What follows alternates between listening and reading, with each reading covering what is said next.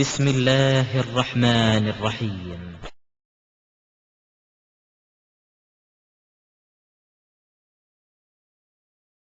The only true name of God. உண்மையான யெகோவாவுடைய நாமமாய் ஆண்டவருடைய நாமத்திலே, upon which all the true prophets have called, எல்லா தீர்க்கதரிசிகளும் அழைத்ததான அந்த நாமத்திலே, who in flesh was known by the name Lord Jesus Christ. இயேசு கிறிஸ்து என்று மாம்சத்திலே அறியப்பட்டதான அந்த நாமத்திலே I start. நான் தொடங்குகிறேன். Brothers and sisters, yesterday we heard our friends from TNDJ raising the issue of the manuscript variations. நேற்று அருமையான நண்பர்களே, நேற்று தினமதிலே நம்முடைய டிஎன்டிஜே நண்பர்கள் மூல பிரதிகளிலே இருக்கிற காரியங்களை குறித்து எழுப்பினதை நாம் பார்த்தோம். They have quoted Codex Sinaiticus and Codex Vaticanus. அவர்கள் கோடெக்ஸ் சினெக்டிகஸ், கோடெக்ஸ் வேட்டிகனஸ் என்கிற காரியத்தை குறித்து பேசினதை பார்த்தோம். And they have also cited some translations. இன்னும் சில மொழியாக்கங்களையும் அவர்கள் குறிப்பிட்டார்கள். There are more than 5,000 different kinds of 5,000 New Testament Greek manuscripts that are available. கிட்டத்தட்ட 5,000க்கும் அதிகமான புதிய ஏற்பாட்டு மூலப்பிரதிகள் இருக்கிறது. Now, if we want to speak on the issue of the preservation of the Bible, வேதாகமம் பாதுகாக்கப்பட்ட காரியத்தை குறித்து நீங்கள் பேச வேண்டும் என்றால், or if you want to use the preservation as the criteria for any book for being the word of God, எந்த ஒரு புத்தகமும் இறைவனுடைய வார்த்தையாக இருப்பதற்கு அது பாதுகாக்கப்பட்ட தன்மை ஒரு அளவுகோல் என்று நீங்கள் சொல்லுவீர்களானால், we are making the statement that Bible is the only qualified book on the face of the earth to be the God's word if preservation is the criteria. பாதுகாக்கப்படுவதுதான் ஒரு அளவுகோல் என்று சொல்லுவீர்களானால், இந்த பூமியிலே வேதாகமம் ஒரே ஒரு புத்தகம் மாத்திரம்தான் தேவனுடைய புத்தகமாக இருப்பதற்கு தகுதி பெற்றிருக்கிறது. Now, as I said, we have more than 5,000 Greek manuscripts of the New Testament. நான் சொன்னது போல 5,000க்கும் அதிகமான கிரேக்க மூல பிரதிகள் இருக்கிறது. And we will be looking at the scholar, we will be looking at one of the scholars, because neither I am nor they are qualified to be textual critics. They were looking at some of the scholars. I will be also citing some other scholars. நாங்களோ அல்லது அவர்களோ மூல பிரதிகளை குறித்து விமர்சிப்பதற்கு போதுமான தகுதி இல்லாதவர்களா இருப்பதனாலே ஒரு அருமையான மூல பிரதியை குறித்து விமர்சிக்க தகுதியுள்ளதான ஸ்காலர்களுடைய காரியங்களை குறிப்பிடுவோம். The scholar is Bruce Terry and his book is A Student's Guide to the New Testament Textual Variants. புதிய ஏற்பாட்டு மூலப்பிரதி வேறுபாடுகளுக்கான மாணவர் கையேடு என்கிறதான அந்த நூலத்தின் ஆசிரியரான ப்ரூஸ் என்கிற காரியங்களை பற்றி பார்க்க போகிறோம். He has analyzed 300 of the New Testament manuscripts, unlike the 2 or 3 that we have seen yesterday. நேற்று தினமதிலே நாம் பார்த்த 2 அல்லது 3 என்பதை போல் அல்லாதபடிக்கு இந்த அறிஞர் கிட்டத்தட்ட 300 புதிய ஏற்பாட்டு கிரேக்க மூலப்பிரதிகளை ஆய்வு செய்து தன்னுடைய அறிக்கையை வெளியிட்டு இருக்கிறார். From the 4 family of the manuscripts, which I will explain later, மூலப்பிரதிகளின் 4 குடும்பத்திலிருந்து அவர் அதை ஆய்வு செய்திருக்கிறார் and published his findings. அவர் தன்னுடைய ஆய்வறிக்கையை வெளியிட்டிருக்கிறார். We are going to look at some of those variations right now. இப்பொழுதே அந்த விதத்தில் இருக்கிற வேறுபாடுகளை நாம் காண போகிறோம். Which will help you to understand when there is a New Testament manuscript variation, what ought to be done. அப்படி ஒரு புதிய ஏற்பாட்டு மூலப்பிரதிகளிலே வேறுபாடு இருக்கும் என்றால் அது என்ன செய்யப்பட வேண்டும் என்பதை குறித்ததான காரியத்தை நீங்கள் புரிந்து கொள்வீர்கள். And you will also understand, because this scholar has published, which all translations use which manuscripts. இந்த அருமையான அறிஞர் என்னென்ன டிரான்ஸ்லேஷன் என்னென்ன வேரியேஷனை கொண்டிருக்கிறது என்பதையும் இவர் குறிப்பிட்டிருக்கிறார். And most of the variations that they would bring and they have brought will fall into these categories. அவர்கள் நேற்று தினமதிலே கொண்டு வந்ததான அநேக மொழியாக்கங்களும் வேறுபாடுகளும் இந்த வரிசை பட்டியலிலே உள்ளடக்கமாக இருக்கிறது. And after that we will look at the Quran to make a comparison to see which is better preserved. அதற்கு பின்பதாக இதே காரியத்தை நாம் குர்ஆனோடு கூட ஒப்பிட்டு பார்த்து எந்த இறைவனுடைய வார்த்தை மிக தெளிவாய் பாதுகாக்கப்பட்டிருக்கிறது என்பதை விளங்கிக் கொள்வோம். Now, one of the first variation, Matthew chapter 1 verse 10. மத்தேயு 1வது அதிகாரம் 10வது வசனத்திலே அதன் முதல் வேறுபாட்டை பார்க்கிறோம். In the manuscripts that he has cited, in many of the manuscripts that he has cited, he has given these references also, which if they want, it will be made available to them, which are the manuscripts that he is quoting.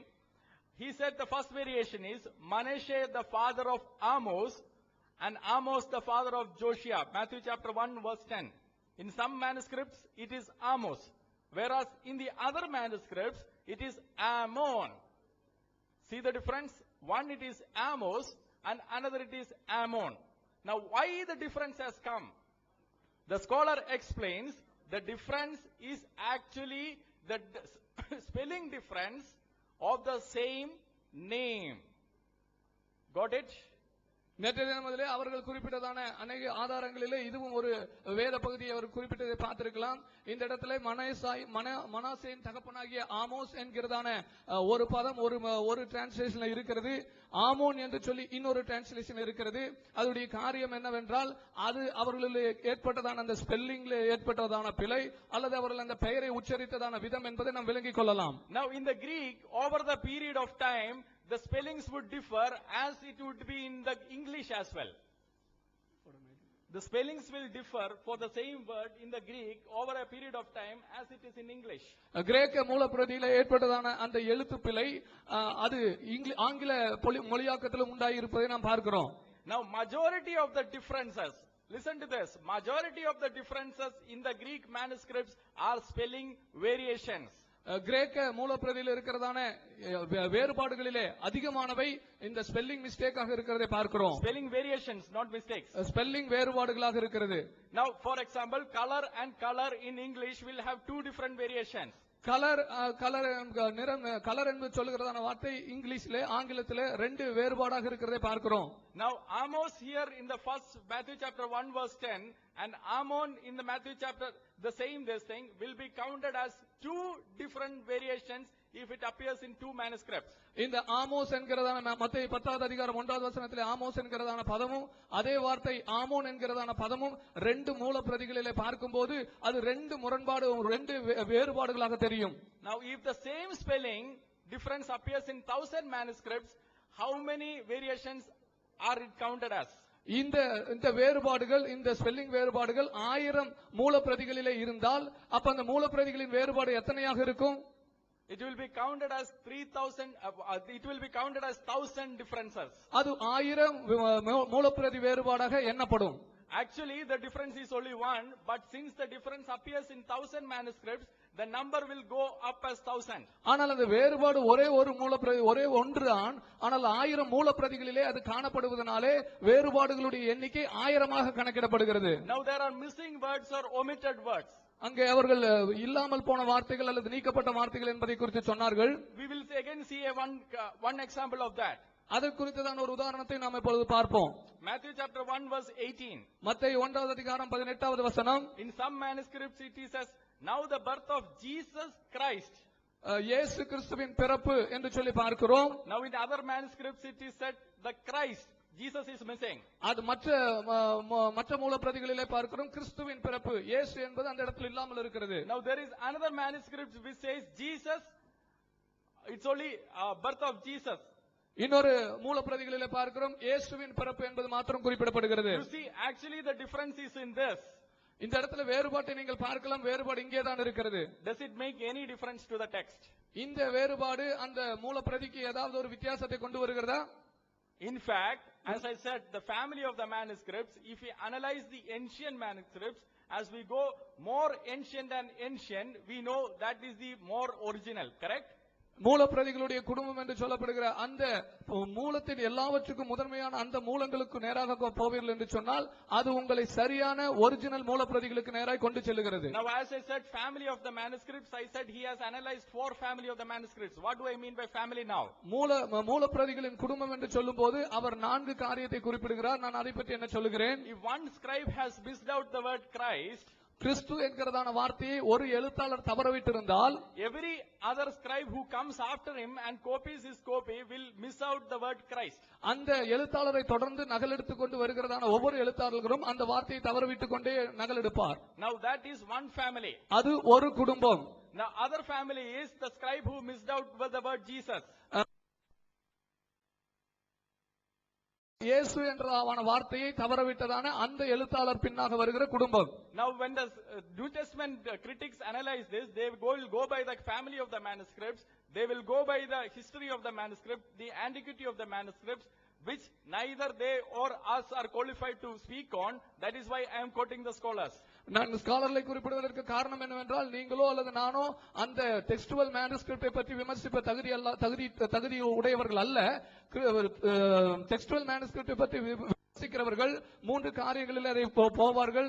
அந்த manuscript குடும்பத்தை பற்றி, அடுத்ததாக அந்த மேனுஸ்கிரிப்ட்ல இருக்கிறதான சரித்திரத்தை பற்றி, அடுத்ததான அந்த மேனுஸ்கிரிப்டின் புராதன தன்மை, பழமை தன்மையை குறித்து அந்த அடிப்படையிலே அதை ஆராய்ச்சி செய்கிறார்கள். Now I will go to a major passage. One of the major passages where the major passage is missing, Matthew chapter 16. மத்தேயு 16வது அதிகாரத்தில் இங்கேதான் ஒரு பெரும்பகுதியான வேத பகுதி தவறவிடப்பட்டிருக்கிறது. Now if you see this, in most of the manuscripts, Matthew chapter 16 verse 19 to 20, that the last of the passage is there. அநேக மூலப்பிரதிகளை நீங்கள் பார்ப்பீர்கள் என்று சொன்னால் மத்தேயு 16வது அதிகாரத்தின் இந்த பகுதிகள் இருக்கிறது. And the translations which comes from those manuscripts will have those passages, correct? அந்த மூலப்பிரதிகளிலிருந்து வருகிறதான மொழியாக்கத்திலே இந்த மத்தேயு 16வது அதிகாரத்தின் அந்த பின் பகுதிகள் நிச்சயமாக இருக்கும். Now there are some manuscripts which this passage is missing. ஆனால் இந்த பகுதி இல்லாத சில மூலப்பிரதிகள் இருக்கிறது. Now when we look at it, how will we know whether the Matthew chapter 16 was there or not? நாம் அதை பார்க்கும்போது இந்த மத்தேயு 16வது அதிகாரத்தின் இந்த பிற்பகுதி அங்கே இருந்ததா இல்லையா என்பதை நாம் எப்படி அறிந்து கொள்வோம்? We will look at the oldest manuscript, correct? இருக்கிறதிலேயே மிகவும் தொன்மையான மூலப்பிரதி எதுவோ அதைத்தான் நாம் பார்ப்போம். We will look whether any church father has quoted it, correct? அடுத்த விதமாக நாம் எப்படி கண்டுபிடிப்போம்? சபை பிதாக்கள் என்று அழைக்கப்பட்டதான அவர்கள் இந்த மூலப்பிரதிகளிலிருந்து எதையாவது எடுத்து கையாண்டார்களா என்று பார்ப்போம். Now when we look at that, Matthew chapter 16, the last portion is there. அப்படியாக நாம் அதை ஆராய்ந்து பார்க்கும்போது மத்தேயு 16வது அதிகாரத்தின் அந்த பிற்பகுதியானது அந்த இடத்துல இருக்கிறது. Now why are they others keeping it in brackets if it is still there? அப்படி அதிலே இருக்கும்போது ஏன் மற்றவர்கள் அடைப்பு குறியிடுகிறார்கள் என்ற ஒரு கேள்வி நமக்கு வரும்.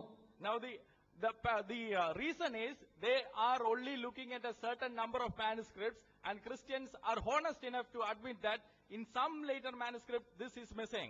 அந்த அடைப்பு குறியிடுகிற அந்த மொழியாக்கத்தை பார்த்தீர்கள் என்று சொன்னால் அவர்கள் ஒரு சில மூலப்பிரதிகளை மாத்திரம் பார்த்தார்கள். அந்த மூலப்பிரதிகளிலே அவர்கள் அந்த பார்க்கிறதான அந்த வேத பகுதி இல்லாததனாலே அவர்கள் அடைப்பு குறியிடுகிறார்கள். இது கிறிஸ்தவர்களின் உண்மை நிலையை காட்டுகிறது.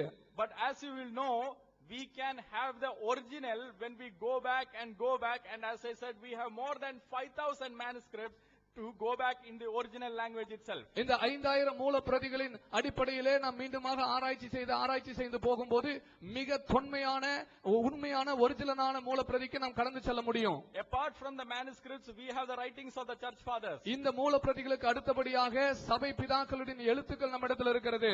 For example, they have asked, some of the codexes are missing, the book of Revelation is missing, so how do we know that the book of Revelation was there?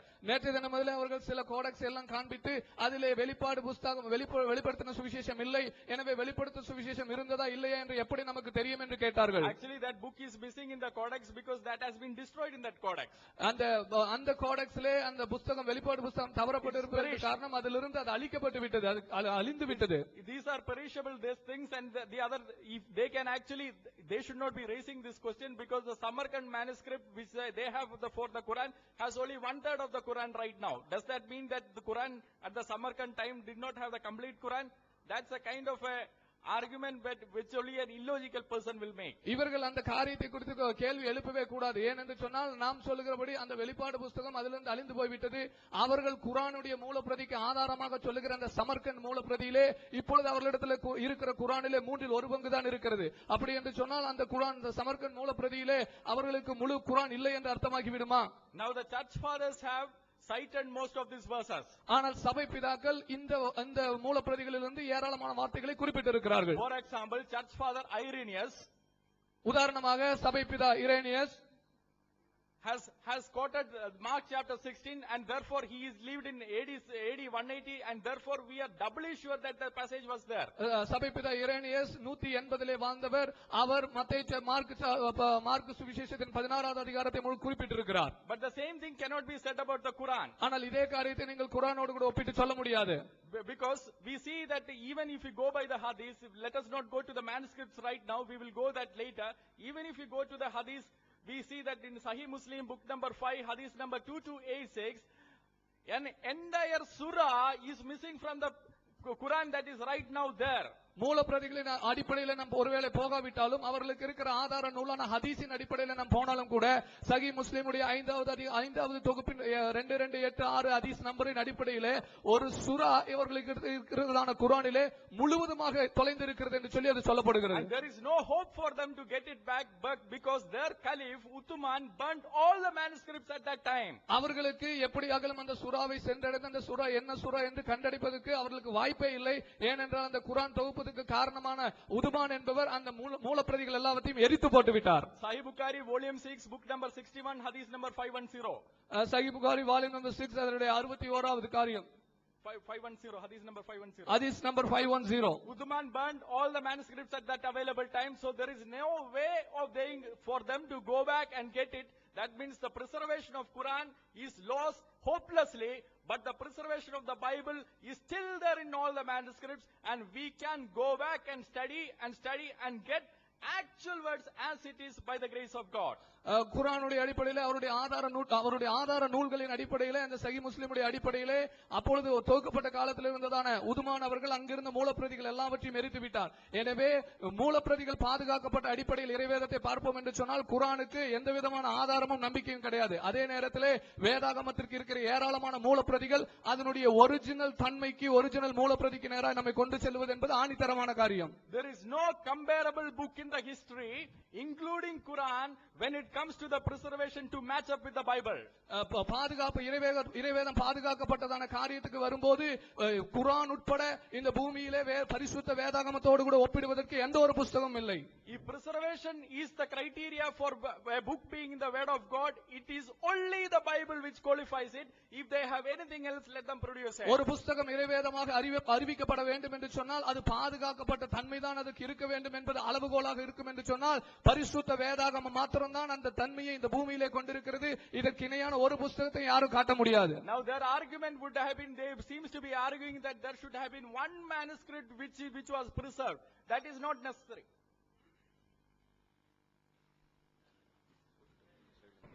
அஸ்ஸலாமு அலைக்கும் வரஹ்மத்துல்லாஹி தஆலா வ பரகாத்துஹு. ஏக இறைவனின் சாந்தியும் சமாதானமும் நம் அனைவர் மீதும் உண்டாவதாக. At the very outset, I would like to make a clarification. It seems there's a confusion among this audience as to which is the TNTJ team or Muslim team. முஸ்லீம் ஒரு குழப்பம் இருக்க மாதிரி தெரியுது. முஸ்லீம்களுடைய குழு எந்த குழு அப்படிங்கறத குழப்பம் இருக்கிறதா தெரியுது. அந்த நீல சட்டை அணிந்திருக்காருல நம்ம சகோதரர், அவரிலிருந்து இவர் வரை 7 பேர் தான் நாங்க இருக்கிறோம். அந்த தரப்புல பேசினாங்கல்ல, அவங்களை எங்க டீம்ல சேர்க்கல. ஏன்னா அவர் நாங்க சொல்ல வேண்டிய வாதத்தெல்லாம் எடுத்து வச்சுட்டு இருந்ததுனால அவர் எங்க டீமோ நீங்க நினைச்சிருப்பீங்க. நான் நேத்துல இருந்து சொல்லிக்கிட்டு இருக்கிறேன், பைபிள்ல இவ்வளவு குளறுபடி இருக்குது, மாறி மாறி இருக்குது, வேரியேஷன் இருக்குது, ஒரு ஸ்கிரிப்டுக்கு இன்னொரு ஸ்கிரிப்டுக்கும் வேரியேஷன் இருக்கு நான் சொல்லிக்கிட்டு இருந்தேன். ஆமா அவர் சொன்னதெல்லாம் கரெக்ட் தான், அப்படிதான் இருக்குது, ஒண்ணுல இல்ல ஆயிரக்கணக்கில் இருக்குது அப்படின்னு சொல்லிட்டு நம்ம சொன்னதான் நமக்கு எக்ஸ்ட்ரா பாயிண்ட் எடுத்து கொடுத்துட்டு இருக்காரு. 2 பேருக்கு சமமான டைம் தான் கொடுக்கணும் விவாதத்துல, 2 பேருக்கு சமமான டைம். ஆனா அவர் டைம் சேர்த்து நமக்கு பேசிருக்காரு. அவங்க பாஷையில சொல்றதா இருந்தா விட்னஸ் கொடுக்கறதும்பாங்க, சாட்சி கொடுக்கறதும்பாங்க. நமக்கு அவர் சாட்சி கொடுத்துக்கிட்டு இருக்காரு. நம்ம பாஷையில சொல்றதா இருந்தா சேம் சைட் கோலும்பாங்கல்ல, அது செஞ்சுக்கிட்டு இருக்கிறார். சார் இதுல நம்ம வைக்காத ஒரு வாதத்தை அவர் வைத்தார். Dear brothers and sisters, first we'd like to make a point clear that who all belong to TNTJ and who all belong to the other side. There seems to be a confusion among the audience because of the argument they posed. From yesterday we have been proving from Bible that there are a lot of variations even in your manuscript, but they failed the other side. In fact, they gave another additional argument which is in our favor. We really doubt if they are in our side or not. So there should not be any confusion among the audience. Now we'll continue. We didn't make preservation as a criteria. We never used the word preservation. But he said preservation is a criteria. Preservation is not a criteria. The work of Shakespeare has been preserved. Do we call it as a word of God? Even ancient literary works have been preserved. But that does not become word of God just because it has been preserved.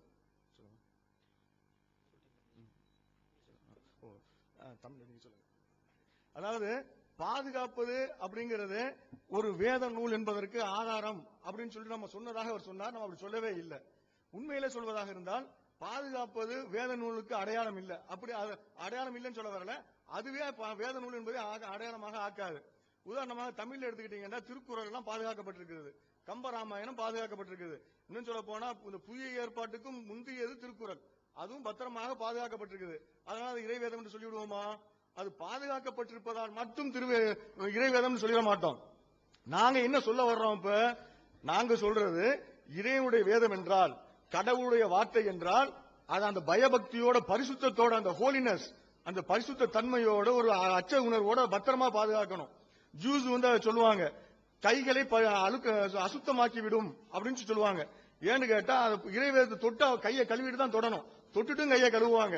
இறைவேதத்துக்கு அவ்வளவு முக்கியத்துவம் கொடுப்பாங்க யூதர்கள்.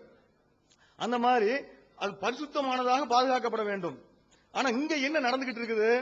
Olympic மேட்ச்ல விளையாடுற மாதிரி போட்டி போட்டு நீ திருத்துறது அதிகம் திருத்துறியா, நான் திருத்துறது அதிகமா, அவன் ஒரு மாற்றம் செஞ்சா நான் ஒரு மாற்றம், இந்த மாதிரி மாற்றம் பண்ணிட்டு இருக்காங்க. ஏதோ ஃபுட்பால் கிரவுண்ட்ல கிக் பண்ற மாதிரி they are kicking with God's word. If they really have to preserve their God's word, if they really treat it as holy, they will have to preserve it, just like how Jews would preserve their holy book. But the Christian friends here, looking at all these evidences, it is very evident that they have been playing with the Bible. They assume that this is something like a playground, and they played too much in the Bible. And he was talking about some variations. அவர் வந்து சில வேரியேஷனை பத்தி, முரண்பாடுகளை பத்தி சொன்னார். அதுக்கு ஒரு உதாரணம் சொன்னார். புரூஸ் என்ற ஒரு அறிஞர் ஒரு புத்தகம் எழுதியிருக்கிறார், students guide to new testament variation சொல்லிட்டு, அந்த புத்தகத்துடைய பேர். அதுல சில ஸ்லைட்ஸ் எல்லாம் எடுத்து போட்டாங்க. இவர் ஒரு அறிஞர் சொல்றார், இந்த மாதிரி ஏராளமான அறிஞர்கள், ஆயிரக்கணக்கான அறிஞர்கள் இன்று நேற்றல்ல பல நூற்றாண்டுகளாக ஆய்வு செய்து பல நூற்றாண்டுகளாக பல புத்தகங்களை எழுதியிருக்கிறாங்க. இதெல்லாம் என்ன தெரியுது? அவ்வளவு வேரியேஷன்ஸ் இருக்குதுங்கிறது உறுதிப்படுத்துது. இது சின்ன விஷயம் இல்ல. ஒரு சின்ன விஷயமா இருந்தா ஒரு ஆள் சொல்லிட்டு போயிடலாம். அங்க இருக்கக்கூடிய வேரியேஷன்ஸும் முரண்பாடும் கான்ட்ரடிக்ஷன்ஸும் அடிஷன்ஸ் டிலீஷன்ஸ் இன்டர்போலேஷன்ஸ் இது எந்த அளவுக்கு இருக்குன்னு சொன்னா இத பத்தி ஆய்வு செய்ய வேண்டிய அளவுக்கு இருக்குது. இது எதை சேர்த்தாங்க, எது ஒரிஜினல், எது டூப்ளிகேட் தெரியல, அந்த அளவுக்கு கன்ஃபியூஷன் இருக்குது. The other side cited an example of Mr. Bruce's statement. So it is also evident that among many scholars who did research on this variations in manuscript, Bruce is also one among them, and it itself proves that there have been lot of variations, lot of human interpolations in Bible. அதே மாதிரி சொன்னாங்க, ஒரு உதாரணம் போட்டு காட்டினாங்க. Amos Amun spelling mistake அப்படின்றாங்க. அப்புறம் சொல்லிட்டு சொன்னாங்க, காலத்துக்கு மாற மாற ஸ்பெல்லிங் மாறும், எல்லா லாங்குவேஜ்லயும் உள்ளதுன்றாங்க. ஸ்பெல்லிங் வேண்டாம் மாறும், உச்சரிப்பு மாறாதுங்க. அதுலயும் பேர்ல வந்து உச்சரிப்பு மாறாது. என்னதான் ஸ்பெல்லிங் மாறினாலும் என் பேர் என் பேரா தான் இருக்கும். ஸ்பெல்லிங்க வேண்டாம் மாத்தி எழுதலாம், ஆனா உச்சரிப்பு மாறவே மாறாது. இது அந்த வித்தியாசம் கூட அவங்க புரியாம பேசுறாங்க. அது அவங்களே ஒத்துக்கிறதா செய்யறாங்க. எங்களுக்கு அதை பத்தி தெரியாது, நாங்க அறிஞர் இல்ல, நீங்களும் அறிஞர் இல்ல, நீங்க பேசாதீங்க, நம்மள பேசக்கூடாதுங்கிறதுக்காக நீங்க அறிஞர் இல்ல பேசாதீங்கிறாங்க. நாங்க சொல்றோம், நாங்க அதுல தரவா ஆன அறிஞர்கள் தான். We know very detail, we have studied in detail about the critical textual criticism. We are capable of arguing on that basis. We are scholars in that. We need not have a certificate from you. If you want, you can have an argument on that, exclusively on textual criticism. நாங்க அந்த விஷயத்தில் தனித்து பேசவும் தயாராக இருக்கிறோம். உங்களுக்கு வேண்டா தெரியாம இருக்குன்னு நீங்க சொன்னீங்க, உங்களுக்கு தெரியாம இருக்கும். உங்களுக்கு தான் ஒண்ணுமே தெரியலையே, இஸ்லாத்தை பத்தியும் தெரியல, கேட்டாங்களுக்கு அரபி தெரியாது. அரபி தெரியாம ஏன் பேசுறீங்க? அப்புறம் நேத்து ஒரு ஹதீஸ் எடுத்து சொன்னாங்க, அந்த ஹதீஸ் அப்படி இல்லங்க, எடுத்து காட்டுங்கன்னு கேட்டோம். மேனுஸ்கிரிப்ட் அங்க இல்ல நெட்ல இருக்காங்க, கொடுங்கன்னு கேட்டோம், தரவே இல்ல. கடைசியில ஒன்று தந்திருக்கிறாங்க, அது என்ன லட்சணத்துல இருக்கு, கடைசியில பதில் சொல்லுவாங்க. அதுல எவ்வளவு கோளாறுன்னு பாருங்க. இஸ்லாத்தை பத்தி தான் தெரியல, அதாவது வேற மதம், அவங்க மதத்தையாவது ஒழுங்கா தெரிஞ்சிருப்பாங்கடா, எங்களுக்கு அதுவும் தெரியாதுங்கிறாங்க. அதுவும் தெரியாம உங்க மதத்தை பத்தி ஏன் பேச வர்றீங்க? உங்க மதத்தையே உங்களுக்கு தெரியலண்டா அதை பத்தி எங்கிட்ட எங்க பேச வர்றீங்க? உங்க மதத்தை உங்களை விட நாங்க தெரிஞ்சு வச்சிருக்கிறோம். உங்களுடைய மூல பாஷை ஹீப்ரூவையும் கிரேக்கத்தையும் தெரிஞ்சு வச்சிருக்கிறோம். உங்களுடைய டெக்ஸ்டைல் கிரிட்டிசிசத்தை பத்தி நாங்க தெரிஞ்சு வச்சிருக்கிறோம். நாங்க பேச ரெடியா இருக்கிறோம். You are not willing to talk on it? You cited an example that it may be because of the spelling variation. You plainly admitted that it is because of spelling mistake. Amos and Ammon. Any proper noun will not differ by the pronunciation. May the spelling may be different, but the pronunciation entirely cannot be different. Moreover, they claim that they don't know anything on this topic, and they also put the same thing on our plate, saying that even you are not eligible to talk. They don't have to discuss about whether we are eligible to talk or not. In fact, maybe you admit that you don't know anything, but by the grace of God, we have done enough research and we have all the qualification to do this textual criticism. அப்புறம் அவங்க தரப்புல இருந்து ஒன்னு சொன்னாரு, அவருக்கு உண்மையை textual criticism பத்தி ஒன்னு தெரியலதான். ஏன் தெரியலண்டா, there are 4 families of manuscripts ன்றாரு. There are many families. The major families of 4. அந்த 4 familiesக்கு பேர் கூட தெரியல. அதுக்கு என்னென்னமோ சொல்லிட்டு போனாரு. அந்த 4 familiesக்கு என்ன பேருன்னு கூட தெரியாம இருக்கிறாரு. இவர் வந்து கிறிஸ்துவத்தை பத்தி பேச வந்திருக்கிறார். ரைட். அப்புறம் he admitted to one fact. The fact is, the older the manuscript, அவர் ஒரு உண்மையான ஒரு விஷயத்தை உண்மையில ஒத்துக்கிட்டார். ஒரு விஷயத்தை என்ன ஒத்துக்கிட்டாருன்னு சொன்னா, பழைய பிரதிகளாக இருந்தால், மூல பிரதிகளாக இருந்தால் அது ரொம்ப சரியாக இருக்கும். எவ்வளவுக்கு எவ்வளவு பழையதாக இருக்குதோ அவ்வளவுக்கு எவ்வளவு சரியாக இருக்கும் சொன்னார். அதன் அடிப்படையில் தான் நாங்க சொன்னோம், பழைய பிரதிகள்ல ரெவலேஷன் இல்லன்றோம். அதுக்கு அவர் சொன்னார், பழைய பிரதிகள் ரெவலேஷன் வேணா இல்லாம இருக்கலாம், சர்ச் ஃபாதர்ஸ் எழுதி இருக்கிறாங்க. சர்ச் ஃபாதர்ஸ் என்ன எழுதுனாங்க? சர்ச் ஃபாதர்ஸ்ங்கிறது தனி கதை. நாங்க வந்து அடுத்த அறிஞர்களை நாங்க கோட் பண்ண விரும்பல, டைரக்டா உள்ளதை மட்டும் தான் காட்ட வர்றோம். சர்ச் ஃபாதர்ஸ்க்கு போனோம்னு சொன்னா அது மக்களை டைவர்ட் பண்ற மாதிரி போயிருங்கிறதுக்காக நாங்க போக விரும்பல. Right, will continue.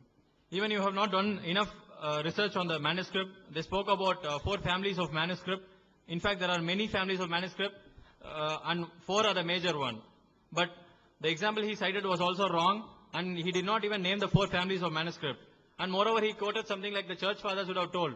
That is not the final authority for being a holy book. நேத்து நம்ம இதை பார்த்தோம். கோடஸ் வேட்டிகனஸ்ல இது இல்லன்றோம். அவர் ஒத்துக்கிட்ட மாதிரி ஆரம்ப காலத்து பிரதியில அது இல்ல. அவர் கேட்ட கேள்விகள் அந்த இதுலயே பதில் கொடுத்திருக்கிறோம். அதனால நாங்க இடையில சொல்லல, நான் இப்ப சொல்லல, பின்னால இடையில வரும். இது ஆரம்ப காலத்து பிரதி அவங்களே ஒத்துக்கிட்டாங்க, கோடஸ் வேட்டிகனஸ். இதுல ஜான் அந்த பெரிகோப் அடல்ட்ரே, அதாவது விபச்சாரம் செய்த பெண்ணை கல்லால் எறியுதுன்னு ஒரு செய்தி வரும், அது இல்ல, மூலமொழியில இருக்குது. நெக்ஸ்ட், அதே மாதிரி மார்க் 16 வந்து 8ஓட முடிஞ்சு போச்சு. ஆனா அவங்க பைபிள்ல 9 to 20 வச்சுக்கிட்டு இருக்காங்க.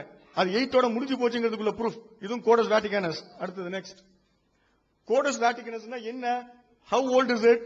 கோடஸ் வேட்டிகனஸ்ங்கிறது it was discovered in 16th century. 16ஆம் நூற்றாண்டுல தான் கண்டுபிடிக்கவே பட்டது. அதுதான் மிக பழைய மேனுஸ்கிரிப்ட் சொல்றாங்க. அந்த பழைய மேனுஸ்கிரிப்ட கண்டுபிடிச்சது எப்பன்னு கேட்டீங்கன்னா 16ஆம் நூற்றாண்டு தான் கண்டுபிடிச்சாங்க. கண்டுபிடிச்சிட்டு சொல்றாங்க இது 4ஆம் நூற்றாண்டை சேர்ந்தது. 4ஆம் நூற்றாண்டு சேர்ந்ததுன்னு சொல்லிட்டு எப்ப சொல்றாங்கன்னா 16ஆம் நூற்றாண்டுல கண்டுபிடிச்சு சொல்றாங்க. அது வரைக்கும் எங்க இருந்தது அது சும்மா தெரிஞ்சுக்கிறீங்க. வேட்டிகனஸ் வேட்டிகன் இருக்கு இல்ல, போப்பாண்டவர், போப்பு இருக்காருல்ல, அங்க இருந்துச்சு. அவங்க தங்கி இருக்க இடத்துல இருந்தாங்க, லைப்ரரியில இருந்துதான். அவங்க லைப்ரரியில என்ன இருந்ததுன்னு அவங்களுக்கே தெரியல. 16 நூற்றாண்டுகளுக்கு பிறகுதான் அதை கண்டுபிடிச்சு தேடி எடுக்கிறாங்க, குப்பையில இருந்து பொறுக்கி எடுக்கிறாங்க. அவங்க லைப்ரரியில இருக்கிறத தூசி தட்டி எடுத்து, இது வந்து ரொம்ப பழசுங்க, 400 வருஷத்துக்கு முன்னால உள்ளது, சாரி 4th century 4ஆம் நூற்றாண்டுல உள்ளது அப்படின்னு சொல்லி கண்டுபிடிச்சாங்க. நெக்ஸ்ட், சினாட்டிகஸ். கோடெக்ஸ் சினாட்டிகஸ்ங்கிறது கோடெக்ஸ் தான் கோட் பண்ணப்பட்டது, புக்கு மாதிரி கோர்க்கப்பட்டது. புக்கு மாதிரி கோர்க்கப்பட்டது தான் கோடெக்ஸ். நிறைய கிரேக் லெட்டின் வேர்ட்ஸ் எல்லாம் யூஸ் பண்ணுவாங்க பொதுமக்களை குழப்பறதுக்காகவே. அதை பார்த்து நீங்க குழம்பிட வேண்டியதில்லை. இது சினாட்டிகஸ்ங்கிறது சினாய் மலை சொல்றோம்ல, மவுண்ட் சினாய், அங்க ஒரு செமினரி இருக்குது. அந்த செமினரியில இருந்து அங்க உள்ள டஸ்ட்பின்ல எடுக்கப்பட்டது. அங்க உள்ள டஸ்ட்பின்ல ஒரு வெஸ்டர்ன் ஜெர்மன் ஸ்காலர் போய் தேடி அங்க ஒண்ணுமே கிடைக்கலன்னு சொல்லி திரும்ப வரும்போது கடைசியில குப்பத்தொட்டில ஒண்ணு இருக்குது, இதுவான்னு சொல்லிட்டு பாருங்கன்னு சொல்லி எடுத்து கொடுத்து, ஆமா இதை தான் நான் தேடி வந்தேன், அவருக்கு இருக்கிறதே தெரியாது, இதை தான் நான் தேடி வந்தேன், இதுதான் 400 வருஷத்துக்கு முன்னால உள்ளதுன்னு சொன்னார். இதுதான் கோடஸ் சினாட்டிகஸ். இதுவும் 16 இது கண்டுபிடிக்கப்பட்டது பாருங்க 19ஆம் நூற்றாண்டுல. இது 19ஆம் நூற்றாண்டுல கண்டுபிடிக்கப்பட்டது. இது சொல்றாங்க 4ஆம் நூற்றாண்டை சார்ந்ததுன்னு சொல்லிட்டு. நெக்ஸ்ட், அப்புறம் டெட் சீ ஸ்க்ரால்ஸ் சொன்னாரு.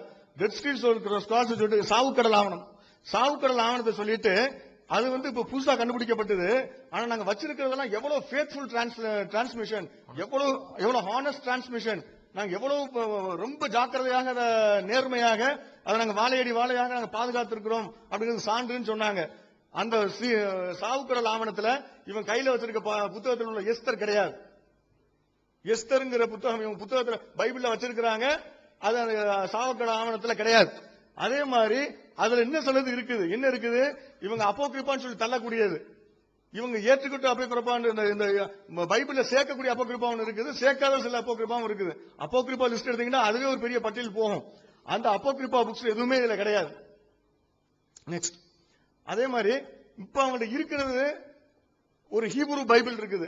ஹீப்ரு தான் அவங்களுக்கு மூல மொழின்னு சொன்னாங்கல்ல, அந்த ஹீப்ரு மொழியுடைய மேனுஸ்கிரிப்ட் அவங்க அதுதான் ஒரு மேனுஸ்கிரிப்ட் வச்சிருக்காங்க, ஒரிஜினல் மேனுஸ்கிரிப்ட். அந்த ஒரிஜினல் மேனுஸ்கிரிப்ட் தான் இப்ப அவங்கள்ட்ட இருக்கிறதுல ஏஷியன்ட் மேனுஸ்கிரிப்ட், ரொம்ப பழமையான மேனுஸ்கிரிப்ட், ஒரு மேனுஸ்கிரிப்ட் ஹீப்ரு மொழியில உள்ள மேனுஸ்கிரிப்ட். அந்த மேனுஸ்கிரிப்டுக்கு பேரு லெனின் கிராடியஸ். ஏன்னு கேட்டா அது லெனின் கிராட் இருக்கு ரஷ்யாவில், அங்க உள்ள மியூசியத்துல பாதுகாக்கப்பட்டிருக்குது. அதனால அதுக்கு பேரு லெனின் கிராடியஸ். அது எப்போ எவ்வளவு பழசு தெரியுமா? அது எப்போ எழுதுனாங்க தெரியுமா?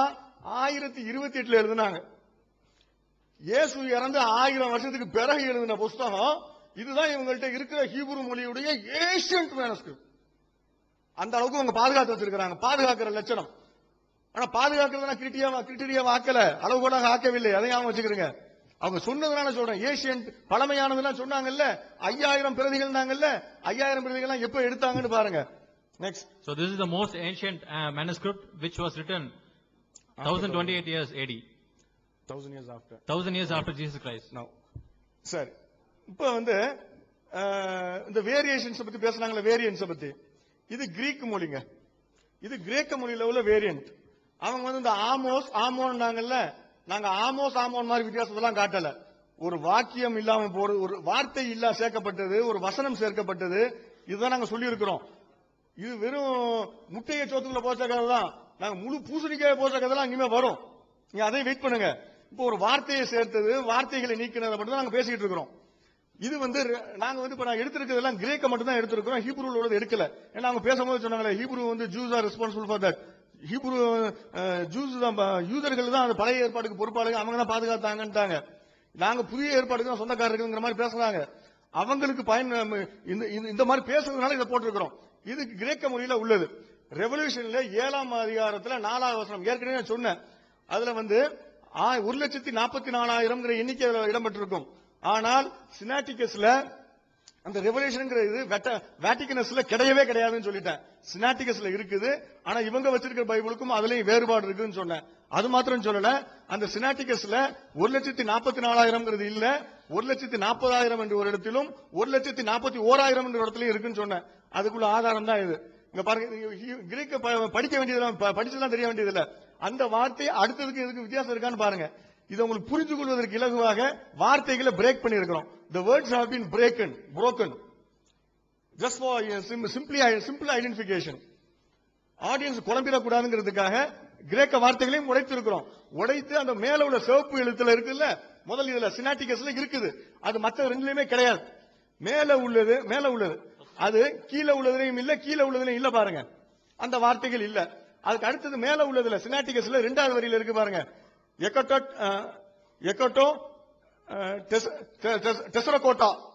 டெசரகோட்டான்னு இருக்குது. எக்கட்டான்னு சொன்னா 100, டெசரகோட்டாண்டா 40, டெசரகோட்டாண்டா 40, எக்கட்டா டெசரகோட்டா அப்படிங்கிற வாசகம் அங்க இருக்குது. இங்க கீழே அந்த வாசகம் இருக்கா பாருங்க, 3 நம்பர் தான் இருக்குது. அதுக்கு என்ன அர்த்தமா? 1,44,000. சரிங்க, 1,44,000 இருந்தா 44 2 நம்பராவது ஒன்னா வரணும்ல, 2 எழுத்தா ஒரே மாதிரி இருக்கணும்ல. அங்க என்ன இருக்குது பாருங்க. அடுத்தது கீழே அங்க பாருங்க, கீழே உள்ள வாசகம் மேல உள்ளதுல இல்ல பாருங்க, மேல உள்ளதுல இல்ல. சரி, இப்ப கீழே உள்ளதுல பாருங்க, இந்த ஃபர்ஸ்ட்ல உள்ளதையும் 3ர்ட்ல உள்ளதையும் பாருங்க. மேல எக்கட்டோ டெரகோட்டா வந்திருக்கு இல்ல, அந்த சிவப்புல 2வது வரியில, அதான் அது கீழே உள்ளதுல பாருங்க. கீழே உள்ளதுல பாருங்க, எக்கட்டோன் கடைசியில் ஒரு எண்ணு சேர்த்திருக்கு பாருங்க, கடைசி இல்ல. அதுக்கு அடுத்து டெரகோட்டா இருக்குது, டெசரகோட்டா இருக்குது. அதுக்கு அடுத்தது பாருங்க டெசரபேஸ்ங்கிற வார்த்தை இருக்குது. அந்த டெசரபேஸ்ங்கிற வார்த்தை அதுல இல்ல. நெக்ஸ்ட், அதே இதுதான் ஃபாஸ்டா போணுமா? சார், இப்ப இங்க பாருங்க, அதுல சேர்க்கப்பட்ட வார்த்தைகளை மட்டும் சொன்னேன். அவங்க சொன்னாங்கல்ல ஸ்பெல்லிங் மிஸ்டேக்னாங்கல்ல, அவங்க சொன்னதுனால ஸ்பெல்லிங் மிஸ்டேக் காட்டுறோம். இந்த ஸ்பெல்லிங் மிஸ்டேக் எடுத்துக்கிட்டு அந்த 3 வசனத்திலையும் 3 மேனுஸ்கிரிப்ட்ல எத்தனை ஸ்பெல்லிங் மிஸ்டேக் இருக்கு பாருங்க.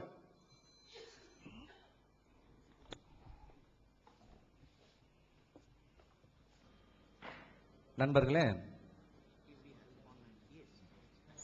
நல்ல அருமையான சப்ஜெக்ட்ல வர்றோம். அதுக்கு முன்னாடி நேத்துல இருந்து நம்ம காலையில இருந்து ஒரு விஷயத்தை திரும்ப திரும்ப கேட்டுட்டே இருக்கோம்.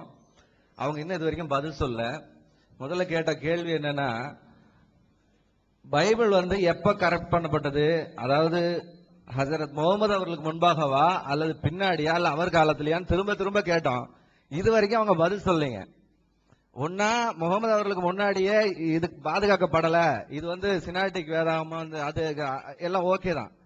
சரி, பாதுகாக்கப்படாத ஒரு வேதத்தை எப்படி அல்லாஹ் பல வசனங்களை குறிப்பிட்டு காண்பித்தார்கள், அல்லாஹ் எப்படி அந்த புத்தகத்தை பரிசுத்தமானதுன்னு சொன்னார், ப்ராஃபட் முகமது அப்படி எப்படி அதை யூஸ் பண்ணார்னு கேட்டாங்க. நீங்க அதுக்கு இது வரைக்கும் ஆன்சரே பண்ண கிடையாது. சரி, ஒருவேளை ஆன்சர் பண்ணுங்க, அதுக்கப்புறம் திரும்ப அதுக்கான விஷயத்துக்கு நாங்க வர்றோம். ஒருவேளை நீங்க சொல்றபடி அந்த காரியம் ப்ராஃபட் முகமதுக்கு முன்னாடியே அந்த புத்தகம் பாதுகாக்கப்படலைங்க, அதாவது கிறிஸ்தவங்க பாதுகாக்கலைங்க அப்படின்னு ஒரு பேச்சுக்கு வச்சுட்டா கூட, உங்களை விட அல்லாஹ் ரொம்ப, அதாவது நீங்க கடவுளா சொல்ற அல்லாஹ் ரொம்ப உங்க அறிவை விட குறைந்தவராக மாறி விடுகிறார் என்கிற அர்த்தத்தில் நீங்க சொல்லுகிறீர்கள். இதை கொஞ்சம் யோசிச்சு பார்த்தா தெரியும். ஏன்னா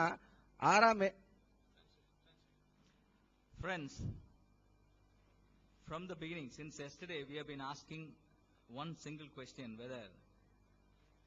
when was the Bible corrupted, for which our dear friends have not answered us so far. Whether it was before the time of Muhammad or after the time of Muhammad. If what they claim is to be true, that Bible has not been preserved, which means Allah is weaker than human beings, so that He is not able to protect or preserve the Bible. So even if for argument's sake, we agree that Bible has been protected. Yes, proceed. இப்போ hello, நம்ம மக்கள் சொல்லும் பொழுது சொன்னாங்க, இந்த இவங்களுடைய பொதுவா என்ன எப்படி இருக்குன்னு பாத்தீங்கன்னா, மாமியார் உடைச்சா அது மண்குடம், மரும உடைச்சா பொன்குடம்னு சொல்லுவாங்க. அந்த மாதிரி தான் நம்ம மக்கள் இப்ப சொல்லிட்டு இருக்க நீங்க பாக்குறீங்க. முதல் நூற்றாண்டுல அல்லாஹ் பாதுகாக்க விரும்பல அப்படின்னு சொல்லிட்டாங்க முதல்லயே. சரி, கஷ்டப்பட்டு கிறிஸ்தவங்க இவ்வளவு தூரம் பாதுகாத்திருக்காங்க அப்படிங்கிற மாதிரி தான் அவங்களுடைய ஒரு இது இருக்கு. அதுவேளை அதோட லட்சணம் அப்படி இருக்கு அப்படிங்கிற மாதிரி சொன்னாங்க. பாருங்க, அல்லாவே பாதுகாத்த ஒரு விஷயத்தை பத்தி நம்ம பார்க்கணும் இல்லைங்களா? இது அல்லாஹ் பாதுகாத்திருந்தா அது எப்படி பாதுகாத்திருக்கணுங்க, அதை பத்தி நம்ம தெரிஞ்சுக்கணும் இல்லைங்களா? பாருங்க, குர்ஆனுடைய ஒரு வசனத்தை தான் நான் போட்டிருக்கேங்க. இதை நான் நேத்தே கேட்டேன். அருமையான பிஜே சார் சொன்னாங்க, இதை நான் தான் சொன்னேன் அப்படின்னாங்க. நமக்கு பிஜே சார் மேல தனிப்பட்ட விதத்துல எந்த பிரச்சனையுமே இல்லைங்க. அவர் 2-2-4 சொன்னா அவர் சொன்னதுக்காக நாங்க எந்த விதத்திலயுமே மறுக்க போறது கிடையாது. அது 2-2-4 அவர் சத்தியத்தை சொல்லியிருக்காரு, நாங்க சத்தியத்தை ஏத்துதான் ஆகணுங்க. அது மாதிரி பிஜே சார் எடுத்து கொடுத்த இந்த சும்மா என்ன மர்ஜியும் லா இலல் ஜஹீம் அப்படின்னு சொன்ன இந்த வசனத்தின்படி அவர் அது தமிழ் எழுதிருக்கனால நான் தமிழ்ல இருந்தே உங்களுக்கு சொல்றேன். அந்த இடத்துல லா இலல் ஜஹீம்னு இருக்குங்க. இந்த பாருங்க, இந்த ரெட்ல நான் இது பண்ணிருக்கேன். அதுக்கு ரெண்டுக்கு நடுவில் ஒரு அலீஃப் வரணுங்க. ஆனா பல குரான்கள்ல இந்த அலீஃப்கள் நீக்கப்பட்டிருக்குங்க. இப்ப நான் கேட்கிறேன், அல்லாஹ் பாதுகாத்த வேதத்துடைய அதாவது நீக்கப்பட்டிருக்குன்னு நான் சொல்லல, சொல்லப்பட்டிருக்கிற விஷயத்த நான் இங்க பதிவு செய்யறேங்க. யார் சொன்னதுன்னு கேட்டா நான் அதை உங்களுக்கு கொடுக்குறேங்க. இப்ப பிரச்சனை என்னன்னா, இப்ப குரான்ல இருக்கிறது இப்படித்தான் இருக்கு, குரான்ல இப்படி இல்ல. இதுக்கு நடுவில் அந்த அலீஃப் வருதுங்க. அந்த ரெட் மார்க் 2 லெட்டருக்கு நடுவில் அலீஃப் வருதுங்க. அந்த குரான் வேணா எங்கிட்ட இருக்கு, நான் காமிக்கிறேன். அலீஃப் இருக்கிற அந்த இதுதான் ஒரிஜினலா இருக்கு. அதுக்கு என்ன அர்த்தம் அப்படின்னா, காஃபிர்கள் செல்லும் இடம் நரகம் இல்லைனுங்க. அதுதான் அதுக்கான சரியான அர்த்தம். இப்ப டிஎன்டிஜேவோ அல்லது மற்றவர்கள் என்ன சொல்றாங்க, இல்ல எல்லாரும் தமிழ்ல டிரான்ஸ்லேட் பண்ணது எப்படி, காஃபிர்கள் செல்லும் இடம் அவர்கள் தங்கும் இடம் நரகம் அப்படின்னு தான் டிரான்ஸ்லேட் பண்ணிருக்காங்க. அவங்க சொல்றதும் அப்படிதான் சொல்றாங்க. இல்ல இங்க இப்படித்தான் வரும். எதை வச்சு நீங்க முடிவு பண்றீங்க இந்த இடத்துல காஃபிர்கள் செல்லும் இடம் நரகம்னு? ஏதாவது வேற ஏதாவது கோடெக்ஸ்ல இது இல்லாம இருக்கா? நீங்க திருத்தி இருக்கிறீங்க. அல்லாஹ் பாதுகாத்தான்னு சொன்ன வேதத்தை நீங்கள் திருத்தினர். அதாவது அருமையான இஸ்லாமிய நண்பர்கள் யாரோ ஒருத்தர் திருத்திருக்காங்க. இது அந்த அலீஃபை யார் கட் பண்ணா அதை நீங்க சொல்லணும். அப்ப கட் பண்ணதுக்கு நீங்க பொறுப்பு இல்லை, யாரோ கட் பண்ணிருப்பாங்க அப்படின்னு சொன்னா அதை சொல்லுங்க. அதுக்கப்புறம் நம்ம அது யாருன்றதை நம்ம இது பண்ணலாம். அப்போ நம்ம என்ன கேட்கிறோம்னா, அல்லாஹ் பாதுகாத்தான் அப்படின்னு சொன்னா, இப்ப நான் மனுஷங்க பாதுகாப்புங்கிறத நீங்க சொல்லுவீங்க, மனுஷன் தானுங்க, அவன் ஏதாவது மறந்துருப்பாங்க, கொஞ்சம் விட்டுருப்பாங்க. சரி, அல்லாஹ் பாதுகாத்தானே, அல்லாஹ்வுடைய பாதுகாப்பு இங்க இல்லாம போயிருச்சு. அப்ப நீங்க அதை கொஞ்சம் யோசிக்கணுங்க. இன்னும் நிறைய விஷயங்கள் இருக்கு. Actually, in the beginning, our friends are saying that Allah was not willing to preserve the book. So, but I have quoted one verse from Quran where it is mentioned that infidels, in the original manuscript, it is mentioned that infidels will not go to hell. But in Tamil translation, in all Quranic translations, it is mentioned that infidels will go to hell. So Allah, the original manuscript says, Allah, infidels will not go to hell, but in the translations, human beings have corrected the original manuscript as infidels will not go to hell, will go to hell. So, see how you can see the difference? Allah is not able to protect his own book. சரி, இவ்வளவுதான் அப்படின்னு சொல்லி பார்த்தா, நேத்தே வந்து அந்த இதுல பாத்தீங்கன்னா சாத் சீன் வந்து மாத்தி எழுதியிருக்காங்க அப்படிங்கறத நேத்தே வந்து அருமையான பிஜே சார் அவர்கள் கோட்டேஷன் போட்டாங்க. அதை வந்து சாத்தா எழுதணும் இல்ல சீன் எழுதியிருக்கிறாங்க இப்படிங்கிறது அதோட விஷயம். இத வந்து யார் முடிவு பண்றது? இதுவுமே வந்து இன்னொரு கோடெக்ஸ் உங்களுக்கு இருக்கா அப்படிங்கறது ஒரு ஃபர்ஸ்ட் क्वेश्चन. அப்ப இன்னொரு கோடெக்ஸ் இருந்தா தானே, இன்னொரு பாதுகாக்கப்பட்ட பிரதி இருந்தா தான் அதை பார்த்து நீங்க திருத்தணுங்க. எதுவுமே இல்லாம நீங்களே படிக்கிறதுக்கு கஷ்டமா இருக்கு, அது வந்து படிச்சா வந்து அர்த்தம் வராது அப்படிங்கறதுக்காக நீங்க ஏன் மாத்துறீங்க? அல்லாஹ் பாதுகாத்த புஸ்தகத்தை, அல்லாஹ் பாதுகாத்து கொடுத்த அந்த விஷயத்தை நீங்க ஏன் சாத்த வந்து சீனா மாத்தி ஓதுங்க, சீன சாத்தா மாத்தி ஓதுங்க அப்படின்னு சொல்றதுக்கு மனுஷனுக்கு என்ன அதிகாரம் இருக்குங்க? அதை வந்து நீங்க கொஞ்சம் யோசிச்சு பாக்கணுங்க. இப்ப இவ்வளவு தூரம் அவங்க பாதுகாத்த லட்சணம் தெரியுது, அவங்க பாதுகாத்த லட்சணம் தெரியுது அப்படின்லாம் சொன்னாரு அருமையான சகோதரர். நான் கேட்கிறேன், இதை திரும்ப கேட்க முடியாதா? அல்லாவே இந்த கேள்வி கேட்க வேண்டிய நிலைமை வந்துரும்ல. அதனால ஒரு வார்த்தை நம்ம யூஸ் பண்றதுக்கு முன்னாடி நம்மளும் கொஞ்சம் திங்க் பண்ணுங்க, இதை திரும்ப ஒருத்தர் கேட்பாங்களே அப்படின்னு நம்ம யோசிக்கணுங்க.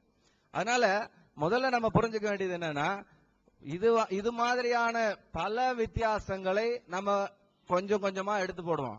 இன்னொன்னு அவங்க சொன்னாங்க, நாங்க டெக்ஸ்டுவல் ஸ்கிரிப்ட் வந்து பத்தி பேசுவோம் அப்படின்னு. சாதாரணமா தமிழ்ல படிச்சு எழுதுனதுலயே எவ்வளவு தப்பு இருக்குங்கிறத இன்னும் கொஞ்ச நேரத்துல எடுத்து போடுவாங்க.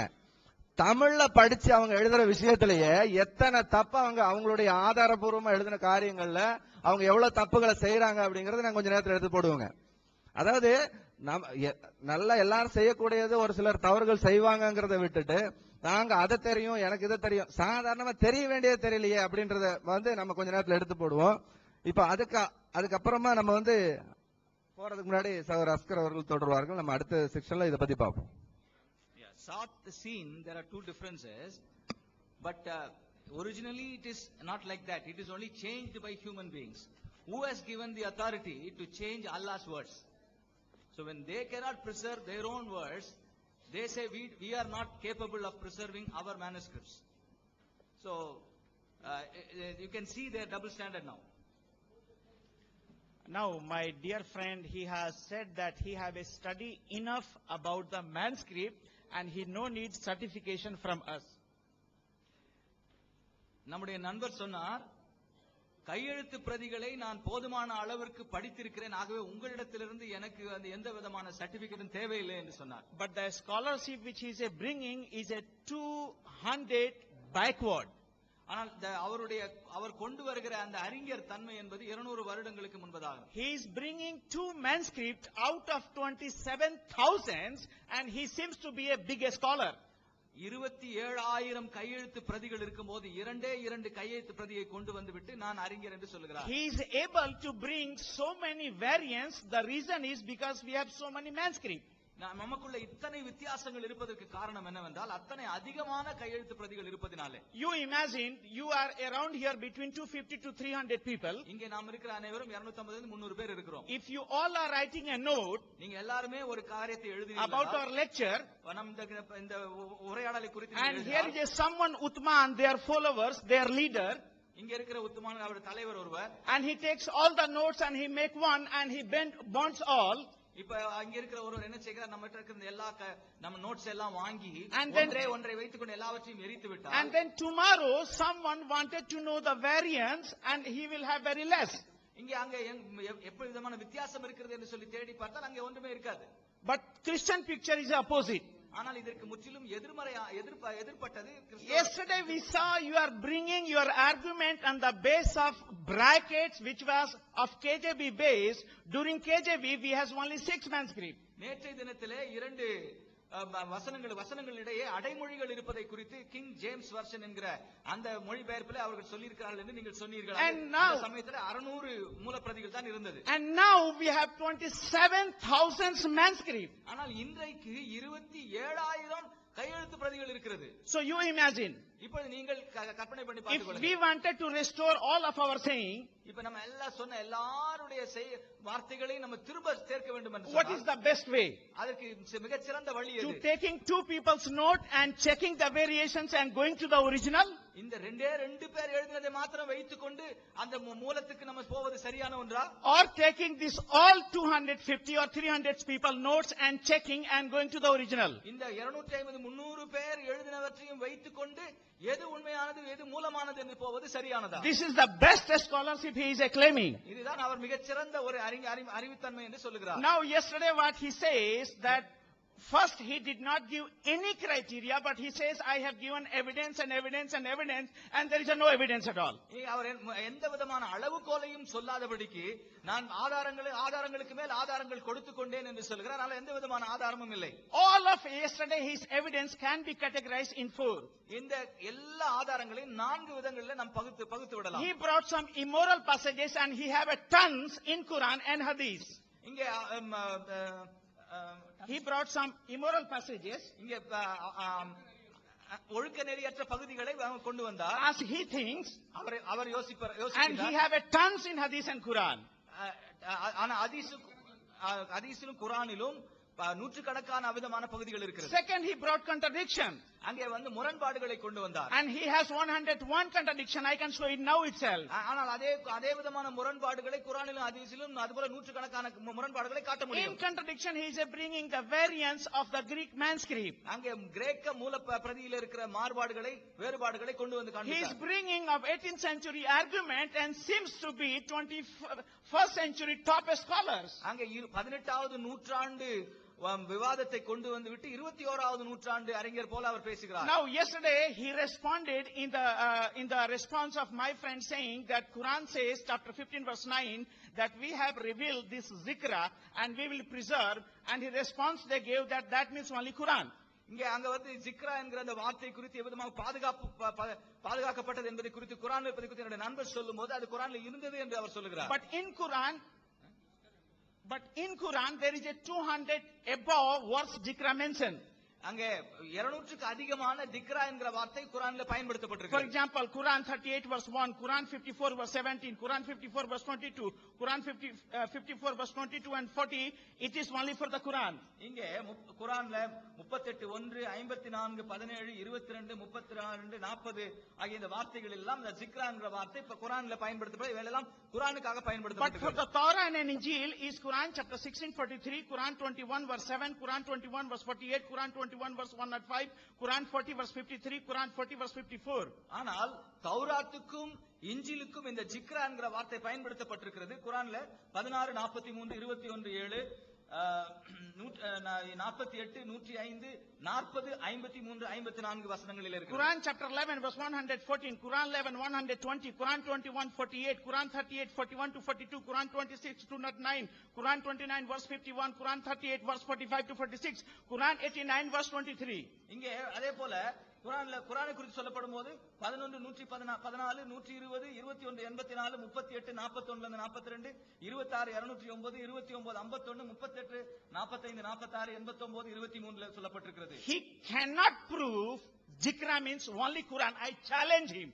If he is a scholar, intellectual, not as a memorizing and coming here, respond here. Give us the answer what we are asking. You are not able to touch one question since yesterday. Respond here that this means only Quran, not Bible, and we are coming back for every point which you are bringing. You will get tons of tons. இங்கே சொன்னார் இந்த ஜிக்ரா என்கிற வார்த்தை குரானுக்கு மாத்திரம் தான் என்று அவர் நேற்றைய தினத்திலிருந்து சொல்லிக் கொண்டிருக்கிறார். ஆனால் நாங்கள் இங்கே நிரூபிக்க முடியும் அது முழு வேதாகமத்துக்கும் இஞ்சிலுக்கும் தௌராத்துக்கும் உரியது என்பதை குறித்து எங்களால் நிரூபிக்க முடியும். அதுக்கு அவர் மாற்று கருத்து இருக்குமானால் இப்பொழுது அவர் The response he has given, Quran chapter 13 verse 39, அவர் சொன்ன பதிலிலே குர்ஆன் 13:39 that whatever Allah wants, He change, and whatever He wants, He will preserve. அல்லாஹ் விரும்பினதை அவர் பாதுகாக்கிறார், விரும்பாததை அவர் அழிக்க அனுமதிக்கிறார் என்று சொல்றார். First, in this verse, Quran is not mentioned. அந்த குறிப்பிட்ட பகுதியிலே 19:39 I would like குர்ஆனை குறித்து சொல்லப்படவில்லை. I would like to hear from PJ sir, show me where is the word Quran in that verse. அந்த வசனத்தை அந்த ஆயத்திலே குர்ஆனை குறித்து எங்கே சொல்லப்பட்டிருக்கிறது என்று பிஜே சார் அவர்கள் சொல்லட்டும். If you wanted to talk on this verse, இந்த குறிப்பிட்ட ஆயத்தை குறித்து பேச வேண்டும், come for the clear word. இதை குறித்து இன்னும் தெளிவான வார்த்தையோடு Quran chapter 6 verse 34, Quran 6:1-15, Quran 10:64, Quran 18:27, it says Allah word cannot be changed. இங்கே குர்ஆன் 6:34, 115, 10:64, 18:27 என்ன சொல்லப்பட்டிருக்கிறது என்றால் குர்ஆனுடைய வார்த்தைகளை அல்லாஹ் குர்ஆன் வார்த்தைகளை மாற்றுவதில்லை என்று போடப்பட்டிருக்கிறது. La mubaddala li kalimatillahi. God's word cannot be changed. தேவனுடைய வார்த்தை, கடவுளுடைய வார்த்தை மாற்றப்பட முடியாது என்று அங்கே சொல்லப்பட்டிருக்கிறது. It cannot be for Quran at any cost. அது குர்ஆனுக்கு முடியவே முடியாது எந்த நிலையில இருந்தாலும். When Quran is speaking, Quran is saying in the 6th century when the Bible was written, completed, it was everywhere. எங்கே குர்ஆன் எழுதப்பட்டது 6வது நூற்றாண்டில், ஆனால் அதற்கு முன்பதாகவே வேதாகம் முழுவதும் எழுதி முடிக்கப்பட்டிருந்தது. Till now we have never heard from this team what is their criteria to debate, what is criteria to judge. For us it's clear. Quran chapter 10 verse 94 says, "O Muslims, if you have a doubt, go to the people of book." இங்கே இதுவரைக்கும் அவர்கள் எந்த அளவுகோலை வைத்து வேதாமும் கடவுளுடைய வார்த்தை இல்லை என்பதை குறித்து அவர்கள் சொல்லாதபடிக்கு அவர்கள் இங்கே நாங்கள் அதை குறித்து தெளிவாக இருக்கிறோம். முஸ்லிம்களே, உங்களுக்கு இந்த வேதத்தை குறித்த சந்தேகம் இருந்தால் அதை வேதத்தை உடையவர்களிடத்தில் நீங்கள் செல்லுங்கள் என்று சொல்லப்பட்டிருக்கிறது. But Quran chapter 5 verse 47 says, "Let the people of gospel, Christians, judge everything according to gospel." So we are here to judge you everything what you bring in the light of gospel, because you are commanded in the Quran.